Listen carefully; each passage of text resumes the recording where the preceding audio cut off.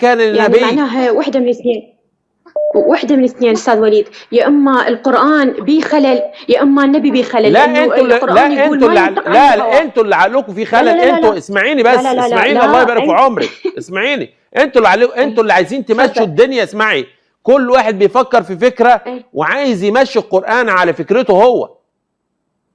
عايز يمشي لا القرآن احنا على ما فكرته هو. غلطنا. الله عز وجل يعاتب النبي صلى الله عليه وسلم لأن النبي صلى الله عليه وسلم بشر. يا أيها النبي لما تحرم ما أحل الله لك تبتغي مرضات أزواجك والله غفور رحيم. عفى الله عنك لما أذنت لهم. استاذ وليد، انت اذا ما عندك فكره عن الشيعه، فالشيعه ما يعارضون القران مع النبي. يا امي انتوا مشكلتكم في حاجه ان انتوا حطيتوا قواعد، والقواعد ده ليس لها اصول في القران الكريم. يعني عصمه النبي صلى الله عليه وسلم المطلقه، انتوا تقولون عصمه النبي المطلقه، انتوا اللي حطيتوها. لكن لو جبنا القران